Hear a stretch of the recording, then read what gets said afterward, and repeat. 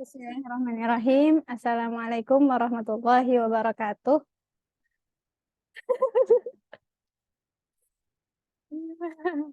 Ya, alhamdulillahirabbil alamin wa bihi nasta'in wa ala umuri dunya waddin. Wassalatu wassalamu ala asyrafil anbiya'i wal mursalin sayyidina Muhammadi wa ala alihi wa sahbihi ajma'in amma ba'd. Alhamdulillah kita ucapkan syukur kita kepada Allah Subhanahu wa taala yang pada hari ini Allah masih berikan kita nikmat segala-galanya sehingga Allah mampukan untuk kembali melaksanakan kultum. Salawat serta salam juga senantiasa kita junjungkan kepada Nabi kita, Nabi Muhammad SAW, beserta keluarganya, para sahabatnya, dan umatnya hingga akhir zaman. Dan semoga kelak Allah berikan syafaatnya kepada kita di yaumil qiyamah. Ya, insya Allah kultum kali ini tentang pertolongan Allah di persimpangan terakhir. Mas. di titik terendah gitu ya, Masya Allah ya. Jadi seringkali memang Allah memberikan kita pertolongan itu nggak di awal waktu gitu ya, tapi justru di akhir, di detik-detik terendah kita gitu. Kenapa gitu? Karena mungkin Allah pengen lihat usaha kita gitu ya, sejauh mana gitu ya. Semoga ini nggak ada air mata yang mengincar. Ya, ini didapat dari kisah nyata. Kejadian kemarin yang mungkin Hullah belum bisa menjelaskan kenapanya gitu, yang pasti ujiannya berat gitu ya, ujiannya berat, terutama untuk keluarga Hullah sendiri, mungkin terlebih untuk orang tua sendiri gitu ya. Ketika di saat Allah memberikan ujian dengan konsekuensi yang harus dikejar dalam waktu kurang dari 24 jam untuk menyelesaikan itu gitu ya. Masya Allah gitu ya. Awalnya pasti kita bingung, harus gimana dan sebagainya. Ini semua dari mana gitu ya. Ketika aku sama Umi Abi yakin gitu ya bahwa kita bisa menyelesaikan ini, sementara kakakku, adekku udah, ya udah, nggak apa-apa, udah gitu. Nggak usah, maksudnya adekku sama kakakku lebih memikirkan ya nggak ada gitu. Jadi ya udah gitu, lepasin aja gitu. Tapi aku sama Abi Umi tuh yakin kalau kita bisa gitu, kalau kita bisa gitu. Ya, di mana di jam-jam terakhir gitu ya, di mungkin 2 jam gitu ya, 2 jam terakhir sebelum waktunya semua itu harus diselesaikan ya, itu masih belum ada, masih sedikit, mungkin 1/4 kali ya, 1/4 dari apa yang harus ditunaikan gitu. Nah, terus berusaha yakin gitu, sampai pada akhirnya kita, ya udah kita coba melakukan yang ini dulu, yaitu kondisinya udah Masya Allah ya udah hektik banget gitu, karena harus menunaikan itu semua dalam waktu yang singkat gitu. Udah 2 jam, tinggal 2 jam lagi gitu ya. Gimana belum ada yang ini lagi gitu. Pada akhirnya qadarullah, di eee, jam sebelum apa ya, 1 jam sebelum itu harus ditunaikan gitu ya, alhamdulillahnya ada gitu ya. Sudah tuh, alhamdulillahnya kita udah berada di tempat yang tinggal, "Oh oke, selesai," gitu. Tapi ketika sudah ditunaikan sesuai dengan perjanjian yang ada, gitu ya, qadarullahnya diuji lagi gitu ya, dengan hal yang tidak sesuai dengan konsekuensi pertama, gitu.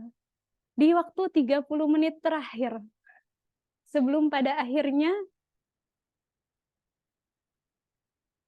sebelum pada akhirnya semua itu terjadi gitu, apa yang kita nggak inginkan. 30 menit kita harus memenuhi konsekuensi itu, yang ditambah gitu ya, itu bener-bener bingung harus dari mana.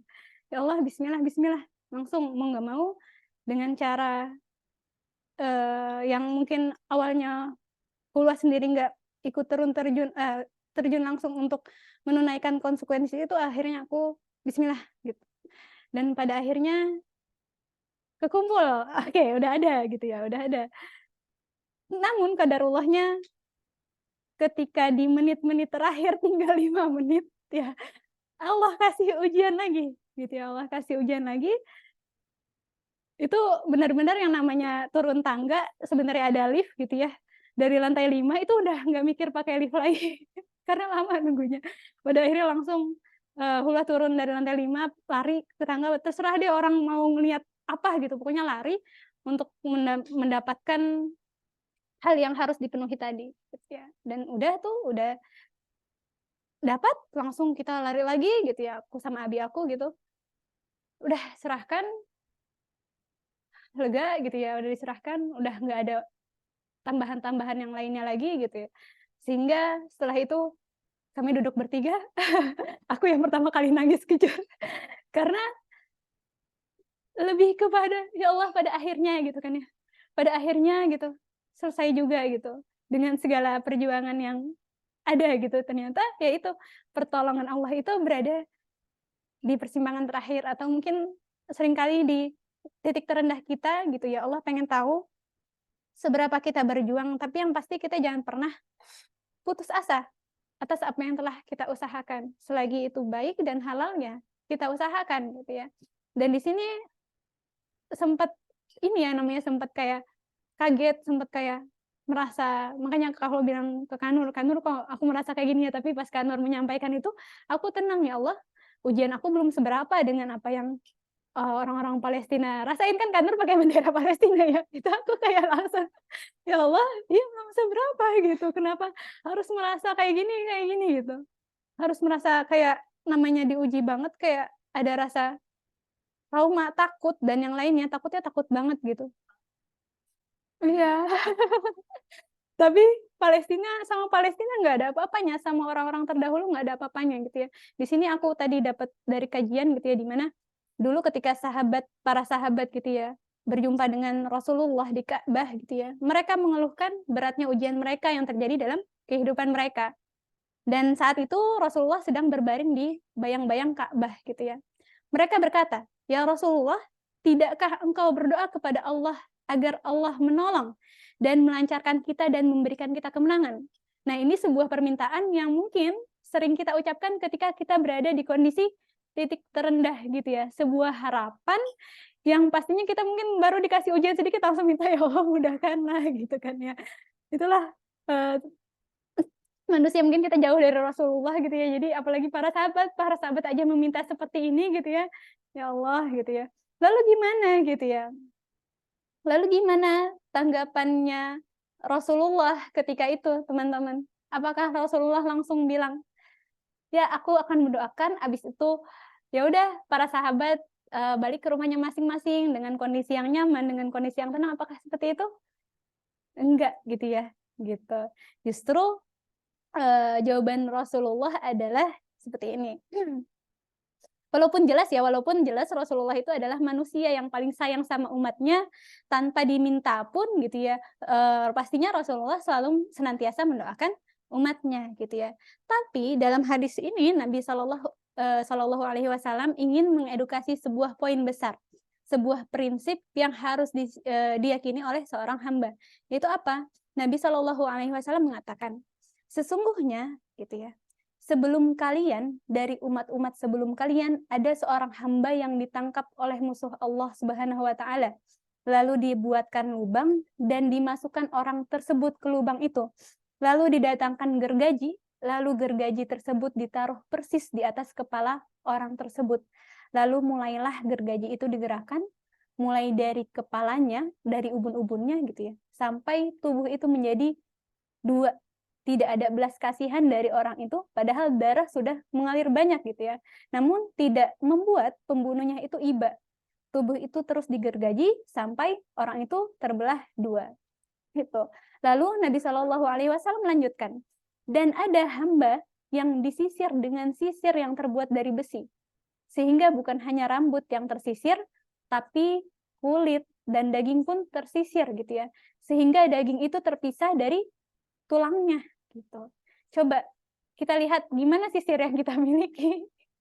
Gimana? Dari plastik ya, gitu. Jadi benar-benar tidak merusak kulit kita gitu. Tapi orang terdahulu gitu ya, bahkan ngerinya adalah disisir sama besi gitu. Nggak kebayang ya, itu sejahat apa orangnya.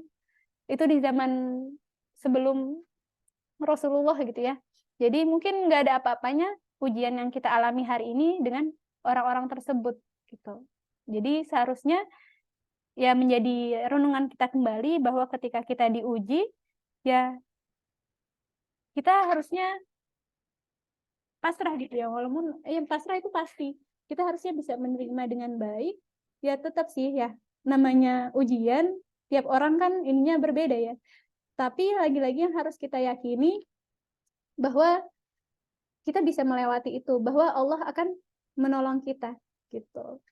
Dan jangan karena kita diuji lalu kita bersedih terlalu berlarut gitu ya.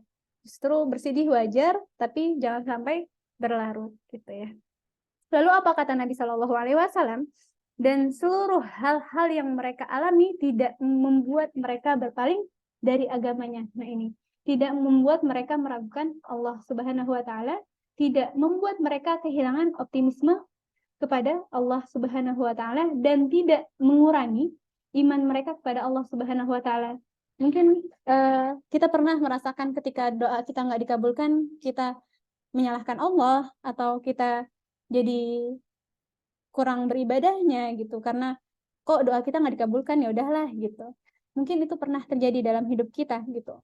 Tapi yang kita perlu ambil adalah yang perlu kita ambil contohnya ya dari orang-orang terdahulu gitu ya, di mana mereka sekalipun diuji dengan hal yang besar, mereka nggak pernah meragukan Allah, mereka nggak pernah mengurangi kadar keimanan mereka gitu ya. Tapi mereka selalu yakin bahwa Allah akan menolong mereka, bahwa apa yang Allah berikan itu adalah yang terbaik untuk mereka. Lalu Nabi Shallallahu Alaihi Wasallam melanjutkan, demi Allah semua akan disempurnakan oleh Allah Subhanahu Wa Taala, semua akan diberikan pada waktunya, semua akan dimudahkan sampai sehingga nanti seseorang yang berjalan dari daerah yang bernama San'a ke daerah Hadramaut, dan tidak ada yang dikhawatirkan kecuali Allah. Jadi ada orang yang nanti akan berjalan dari San'a ke Hadramaut dan dia tidak mengkhawatirkan selain Allah Subhanahu Wa Taala. Lalu Nabi Shallallahu Alaihi Wasallam menutup kalimat, walakinnakum tasta'jilun, tapi kalian terburu-buru wahai umatku. Jadi mungkin seringkali terburu-buru akan pengabulan doa gitu. Padahal di sana ada kebaikannya gitu ya. Buat kita lebih bersabar lagi, buat kita lebih berusaha lagi gitu. Sehingga mungkin di kemudian hari kita akan lebih menjadi sosok yang lebih baik lagi. Gitu. Nah, kalimat yang perlu kita renungkan saat kita punya masalah gitu ya. Lalu kita berharap Allah tolong kita, maka kita perlu bertanya, apakah kita telah memenuhi hak-haknya Allah atau belum gitu ya. Kalau kita belajar dari Nabi Ayub kan ya, Masya Allah ya, ketika istrinya minta, kamu kan Nabi gitu ya, kenapa kamu nggak berdoa aja atas penyakit kamu gitu ya. Tapi kata Nabi Ayub, coba hitung kenikmatan yang Allah udah kasih sama kita berapa? 20 tahun gitu kan ya. Kalau misalkan kesakitan yang kita rasakan sudah 20 tahun juga, baru aku akan berdoa kepada Allah gitu ya, Masya Allah. Ya Allah ya, semoga kita bisa seperti itu. Nah, kita juga bisa belajar di mana malaikat Jibril mengeluarkan air zam-zam di saat putaran ke-7 gitu ya. Wallahu a'lam kenapa ke-7, kenapa nggak ke-8 atau ke-9 ya. Mungkin kalau lebih dari itu mungkin Ismail sudah wafat gitu ya. Gitu. Jadi makanya dari sini para ulama mengatakan seringkali pertolongan Allah itu di persimpangan terakhir gitu ya. Jadi kita bisa lihat juga bagaimana Allah menolong Nabi Ibrahim alaihissalam. Wahai api, kata Allah, jadilah dingin dan nyaman bagi Nabi Ibrahim ya. Dan lihatlah bagaimana Allah memberikan pertolongan kepada Nabi Musa di saat udah mentok gitu ya. Lalu baru Allah bukain tuh si laut gitu ya. Jadi seperti itu Allah menolong kita, dan Allah juga memberikan pertolongan kepada Nabi Muhammad SAW ketika Rasulullah berada di Gua Thur ya. Udah mentok, udah takut, udah khawatir nih si orang kafir itu akan melihat gitu ya. Tapi lagi-lagi Allah yang menolong beliau gitu ya. Dan itu yang membuat orang yang sabar dalam sejarah adalah minoritas gitu ya. Karena sulit bertahan sampai persimpangan terakhir itu. Jadi susahnya itu banget gitu ya. Beratnya itu banget gitu ya. Tapi kita harus tetap tawakal kepada Allah Subhanahu wa taala, dan inilah salah satu keujian keimanan kita gitu. Maka dari itu tetaplah berjuang dan berikhtiar sampai darah penghabisan selama itu halal, dan lakukan apa yang kita bisa lakukan walaupun secara hitung-hitungan mungkin ya prediksi manusia tidak akan merubah hasil. Cuman kan untuk hasil Allah yang menetapkan, sementara kita bertugas hanya ikhtiar dan berdoa gitu. Nah, mungkin ini salah satu quote juga yang Hullah dapat, pertolongan Allah tidak datang terlalu cepat dan tidak juga terlalu lambat, tapi pertolongan Allah selalu datang di saat yang tepat gitu. Ya, itu aja kurang lebihnya. Mohon maaf. Semoga bermanfaat. Wassalamualaikum warahmatullahi wabarakatuh.